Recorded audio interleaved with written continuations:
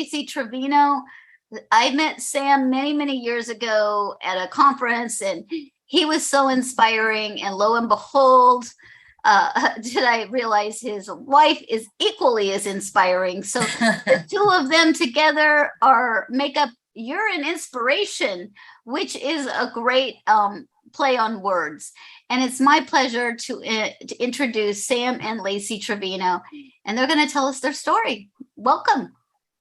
Hi, everyone. Hello. And, thank you for the invite, Lori. It's always such a pleasure to see you, personal or virtual. And we're so excited to be here.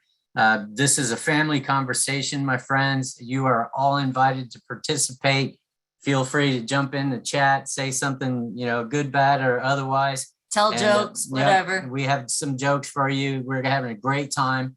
And if you will just bear with me 1 second, I will share a brief presentation. There we go. Hopefully you can all see this. Yes, everybody good? Yes. All right. Well, the title of our presentation is also called You're an Inspiration. And if you don't get the tagline yet, hold on. We will make sure that you understand by the end, and we'll get moving.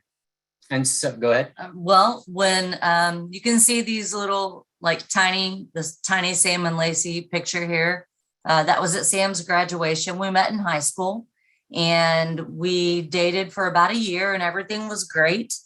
Sam had graduated high school. I was still in high school and he was playing a high level of college soccer. He was 19, I was 18, but he started showing the signs and symptoms of kidney disease. He was throwing up 5 or 6 times a day, losing a lot of weight, energy level. We all know those signs and symptoms very well. So he went to the doctor and the doctor performed, just a blood test and a urinalysis, came back with the news that his kidneys had failed. And he had 2 choices. He could either slip into a coma or he could start in-center hemodialysis. Yeah. And so many times we call that crashing into dialysis when you don't really have a choice. You don't see it coming. And, when that happened, I wasn't expecting that news. And so this doctor, he started to tell me how my life would never be the same, how I would never be able to do the things that I planned on doing. I had life goals of being a professional soccer player. And, until that happened, I was well on track. And in that one moment, I went from being a person to becoming a patient. And so many people started to treat me differently, asking silly questions like, how long do you have to live? And, that was a rough, slap in the face. But I was also told by my doctor that, I would never play soccer again. Well, basically at that point, every bit of news was you can't, you won't, you'll never. And it was all negative. And we all know that's not true. So at 19 years old, I had a left arm fistula placed. We only waited, 4 weeks for it to mature. And then we walked into our very first very first dialysis clinic together. And, I had my Lacye with me, but I was unaware that she would forever be my care partner and my personal hero. I didn't know what a care partner was. With Sam, I knew he was sick. When he returned with the news about dialysis, I knew what the kidneys did, but I knew nothing about dialysis. So I'm asking questions like, is this a quick fix? Is it a couple of months? He explained, no, this is chronic, it's lifelong. And I really wasn't sure what to do. So I did something that most teenage girls don't do. I went to my mom and said, Mom, tell me what to do. Most times teenage girls are like, stop telling me what to do, but I genuinely wanted her to tell me what I should do. And she said, you know what, Lacye, I don't think you should stay with him because he's sick. But she followed that with, I don't think you should leave him just because he's sick. And I was like, well, that didn't help. However, it was the best advice because I realized had this disease not come into our lives at such a young age, there would be no reason for us to break up. So I decided to join him on this journey. And I said, okay, if I'm going to do this, then I have a lot to learn because I don't want to sit on the sidelines. And that's exactly what happened. Yeah. And so on July 3rd of 1993, we walked into my very first clinic together. And, that was it was so daunting. It was scary. Yeah. But immediately that staff treated us like we were one of their own family members, maybe their favorite person. And they proceeded to teach us everything there was to know about dialysis, from the wheels all the way up to the IV pole. And we quickly became self-care. We did. So we would spend 7 years in center. And over that time, when I walked into the first treatment with him, we're kids and we're surrounded by what I then considered old people, which we are now. But I was like, I don't get this. The signs, the smells, the bloodlines, the alarms, like I didn't know what I had signed up for. But because of the education and the welcoming from the staff in center, insisting that we were going to learn over 7 years, I became confident. We both did in dialysis and managed to move into self-care in center. And during that time, we lived a full life on in-center dialysis. We were both married. We got married. We both finished our college degrees. And by the way, Sam proved that doctor wrong and went back and finished his college soccer career. He was the team captain, won 2 Texas state championships. So when people say that dialysis is a death sentence, no, it saves your life, and it saved our life. And dialysis really is the second chance at life. If you think about it, if any major organ in our bodies should happen to fail, there's no backup treatment. No. There's no backup therapy. Mm-mm. And that's what we were offered. And, we became really involved. Don't be afraid to ask questions. Don't be afraid to talk to your care team about your concerns, because they're there for you. And these people really did do their jobs as if their own lives depended on it. And so we would become so efficient and so, confident in dialysis that we were able to move home and take our own machines home. And if you see in the background, that's a floor model machine. It was built to the house. It had a dedicated breaker. It was built into the plumbing. So even though we were still 3 days a week, we had a taste of freedom and control. And it was amazing. So we were basically unpaid technicians. We embraced dialysis. Like, you mean I can dialyze when I want as long as I do it 3 days a week? Awesome. And so that was our very first introduction into control over this disease. Yeah. And it was awesome, just having that freedom to dialyze when we wanted. And, morning, noon, or night. Yeah, we call it morning, noon, or night, because, we could dialyze anytime, any way we wanted. We could wear a tuxedo and a dress. He can rock a dress. I would wear the dress. Lacey would wear the tuxedo. It didn't matter. And, and we just stayed that way. The problem was we couldn't go anywhere. Until we went in for our once a month labs, and the care team, dietitian, social worker, doctor, whatever, comes by, and this person comes in and they're talking to us about some new technology, right? All we heard was blah, blah, blah, blah, blah, portable. I was like, what, excuse me? Portable? What do you mean portable? No, we're not PD, we're hemo. Yeah, it's a portable hemodialysis machine. Oh, yes, please. And before he could even say yes, I signed us up for training. Yeah. And so that was that was such an awesome story, because we started to be able to travel. And now all of our home modalities, almost all of our home modalities, were portable. And so we were able to do a couple of things. We were able to travel. We were able to go see actually follow our passion, which is live rock and roll music. We loved doing that, and we were able to travel around and go see our favorite bands, and everything was going great. And and this is where the real magic in home therapies really started for us. More frequency. We started dialyzing more frequently, Mhm. and the benefits of that, really outweighed the risk for us.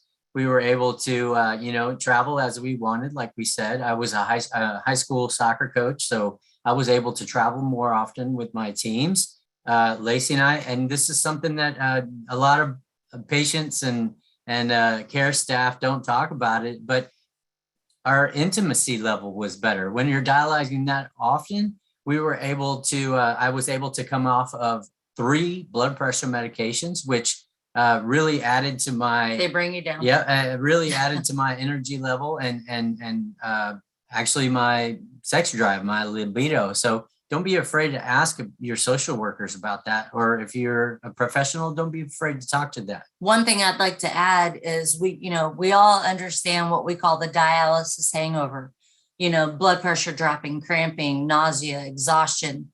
With more frequency, that went away.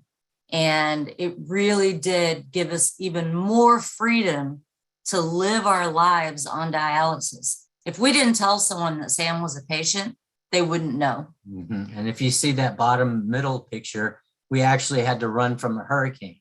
And, we were able to do that with no problems. Wherever you live, all of us have natural disasters that pop up.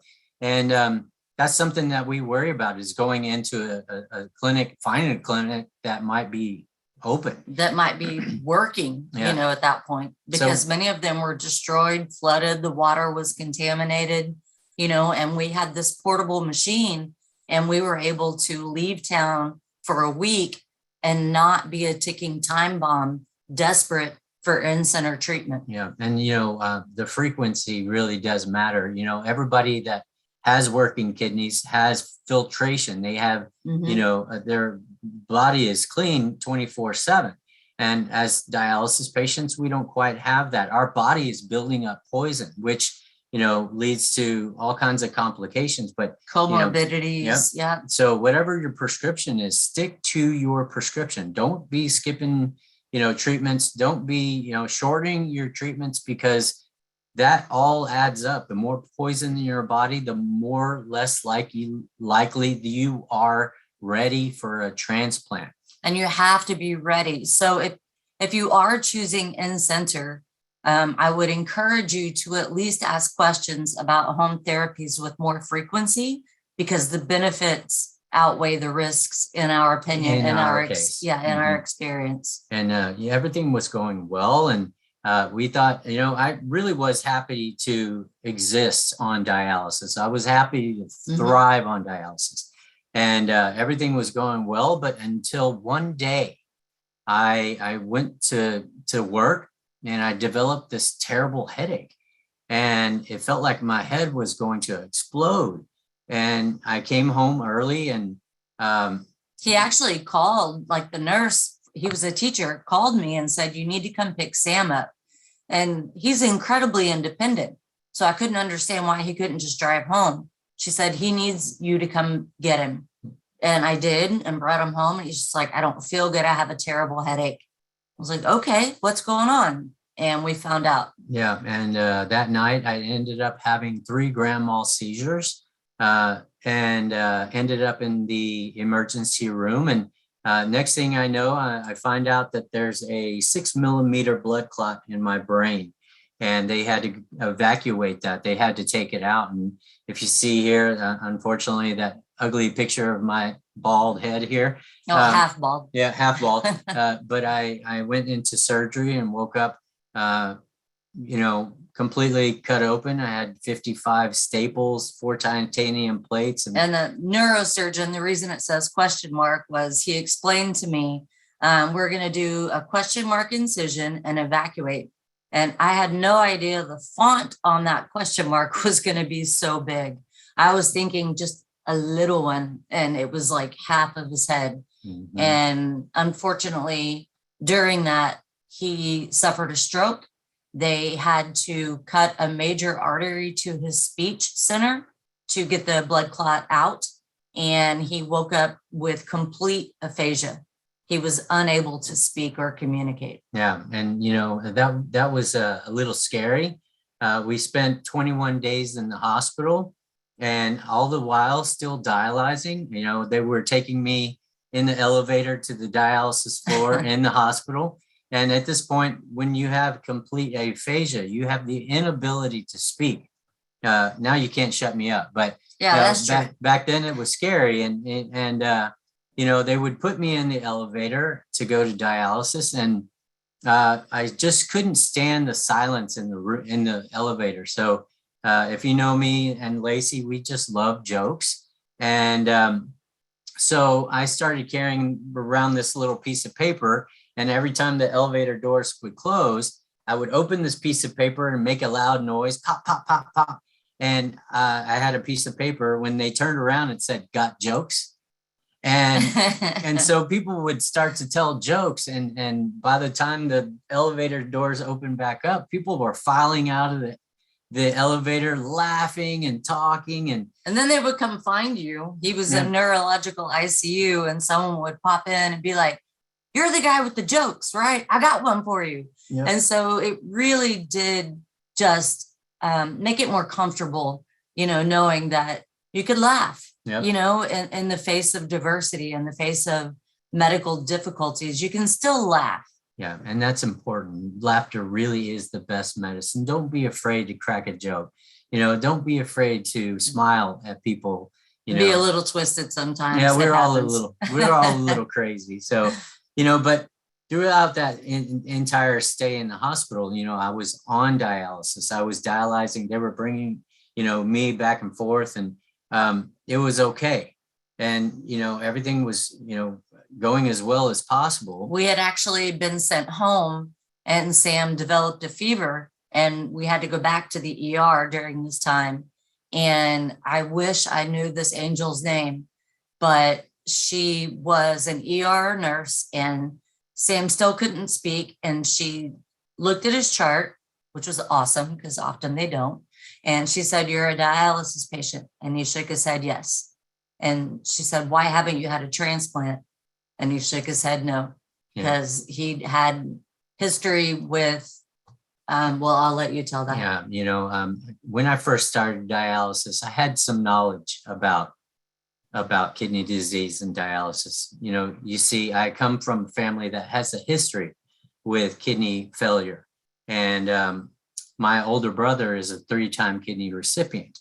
And but he has a different disease than I do. And this nurse came in and said, "Hey, what do you think about transplant?" At that time, I was completely afraid of transplant because I had seen, a different side. And so I just waved her off. And in my mind, I was thinking, "Oh, no, dialysis is more predictable to me." Mm-hmm. And I'm good. But she sat down on my level. She actually sat down in a stool. And she said the next thing out of her mouth was, "Well, I'm a kidney recipient. And I was only in the hospital 6 days.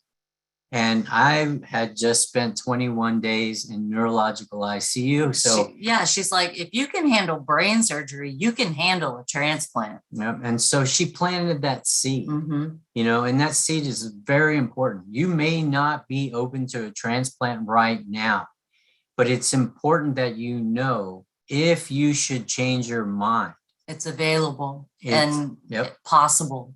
Yep. And so, so many people tell us all the time, "Well, I'll get on the transplant list when I'm ready." Okay.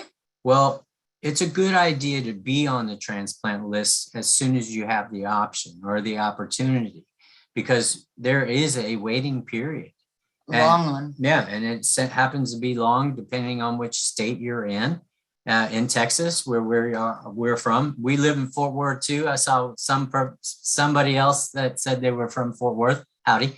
And so, but that waiting period adds up. And so being on that transplant list doesn't hurt you.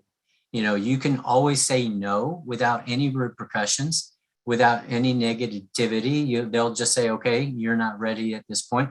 and come back whenever you're ready. So, don't be afraid to tell your family, especially. Please tell your family what your wishes are, because even if you put it on your driver's license, sometimes your family can override that.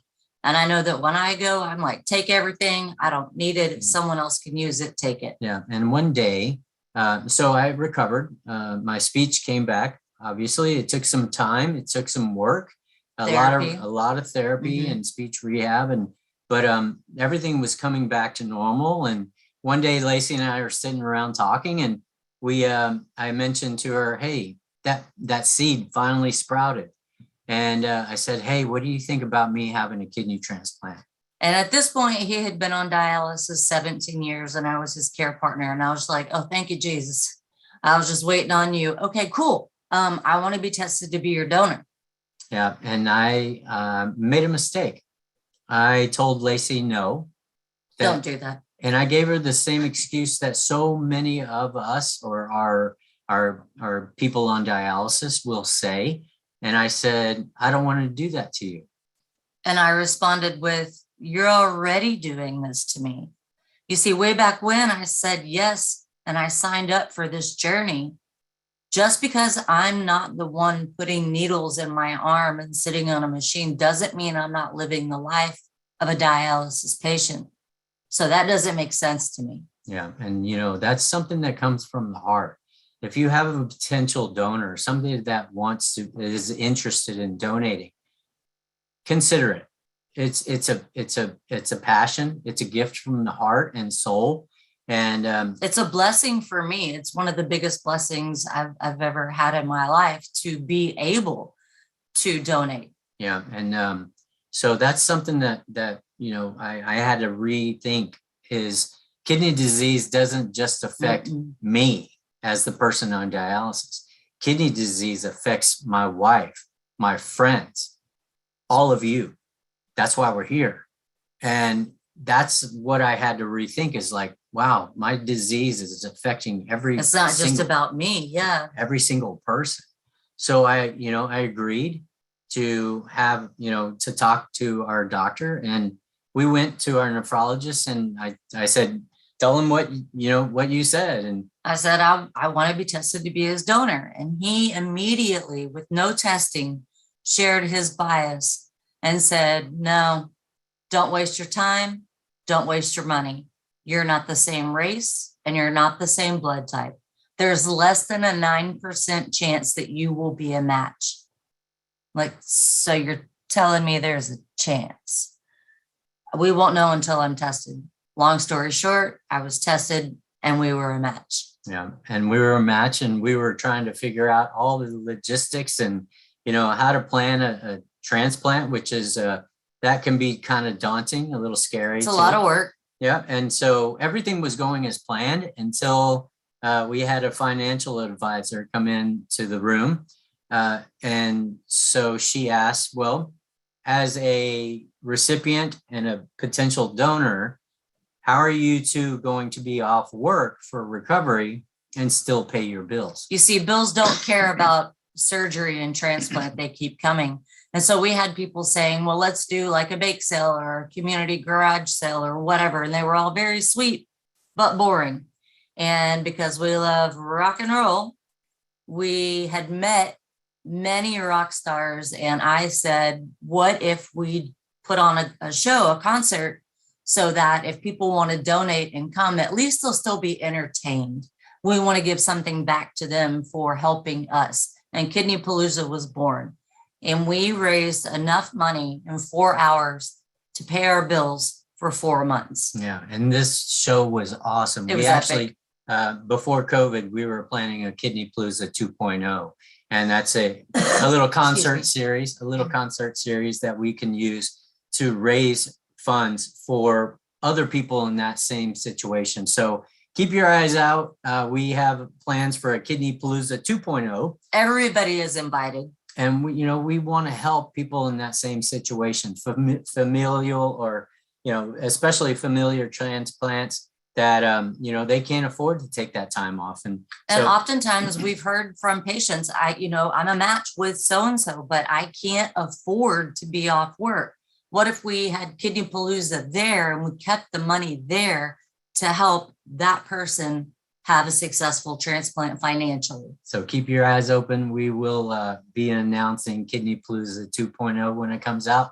We have hopes that it'll be music and live comedy. Oh, yeah. So if you like laughing, you like dancing, come We're on. going to have a good time, and we're going to raise money for a good cause. And everything was set for June 22nd, 2010.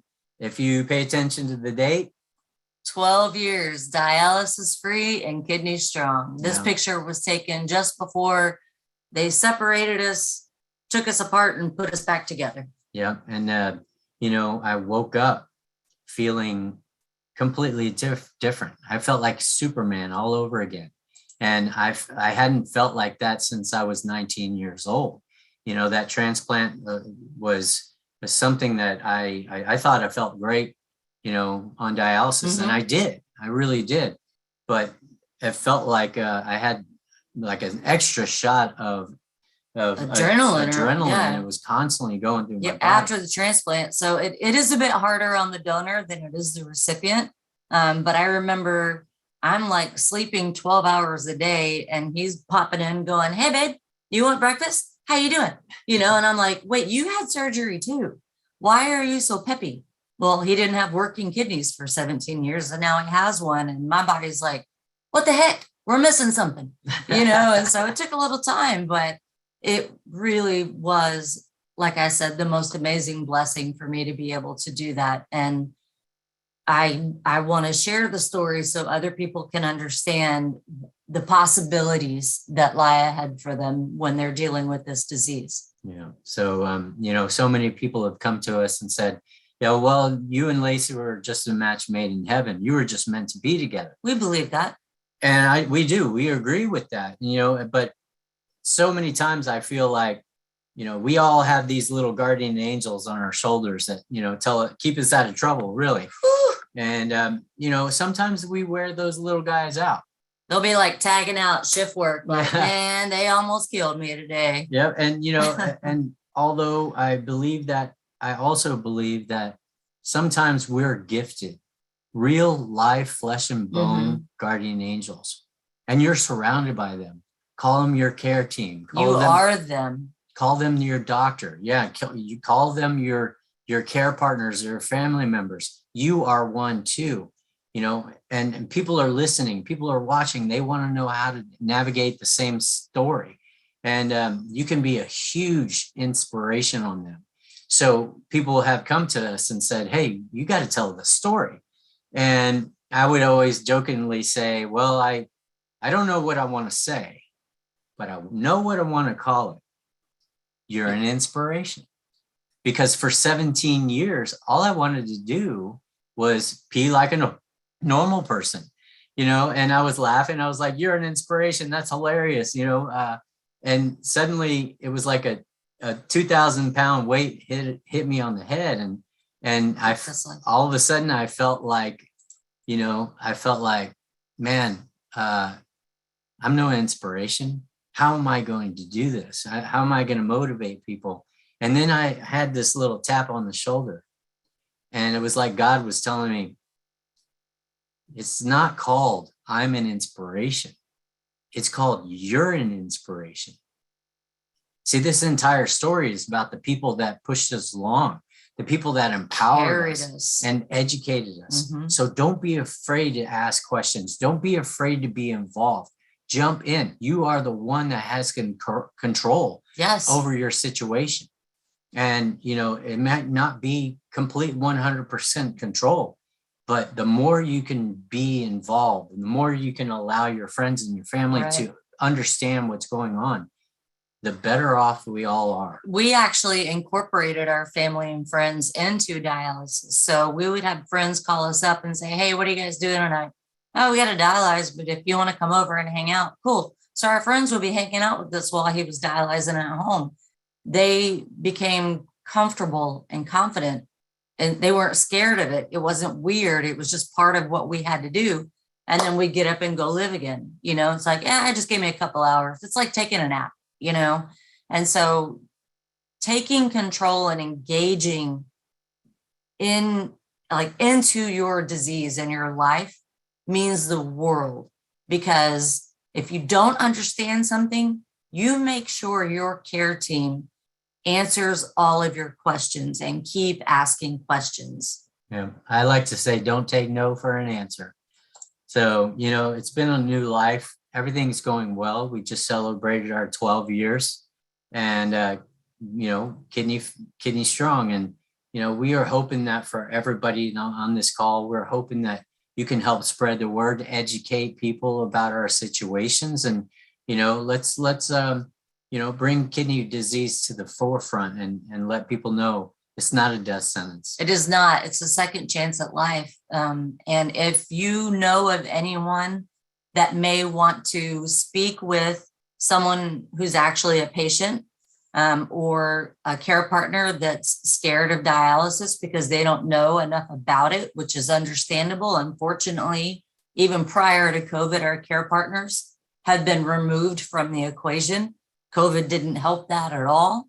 And it's my mission as a care partner to bring them back together, because I was the one that was terrified of dialysis and became confident and, went into home therapies and I learned over 17 years and then, became a donor. So I really want to bring our care partners back in. Again, we're here to help. And if anybody wants to reach out to us, this is what we do. We love you guys. And thank you so much for having us. Thank you, everybody. Thank you, Sam and Tracy. We have a couple questions, and then we'll move on to the next speaker, but very inspiring. And, I want to know, Sam, what's your creatinine? 0.9. You're peeing all you can pee, right? All Yep. the time. There was a question. Did you have other major health conditions like heart disease, Sam? No heart disease. Again, the stroke was the main problem that I had. And come to find out, it may have been heparin related. And so, that's just something we had to deal with. I did have the joint pain and, waking up in the morning, that was never too fun. Restless leg syndrome was a big deal. Mm-hmm. That really happens. That's a real thing. And, Neuropathy. Yep. And the nerve pain. But, I think that was really the most of it. Well, that's wonderful. Well, I don't see any other questions. Your story is truly amazing. And what's best about your story is you continue to advocate and provide hope to others. So thank you so much for being here today. I hope to see you maybe some of the other sessions. We have a really excited one on transplant. So, and I think many of you who are listening, there's a presentation being done by the National Kidney Registry later today that everybody needs to tune into because it's changing the match game for transplantation. Oh, nice. It's pretty amazing what's coming down the pike. Well, wonderful. Well, thank you so much. And we'll see you guys soon. Thank you all. And a shout out to our corporate mission partners for making this happen.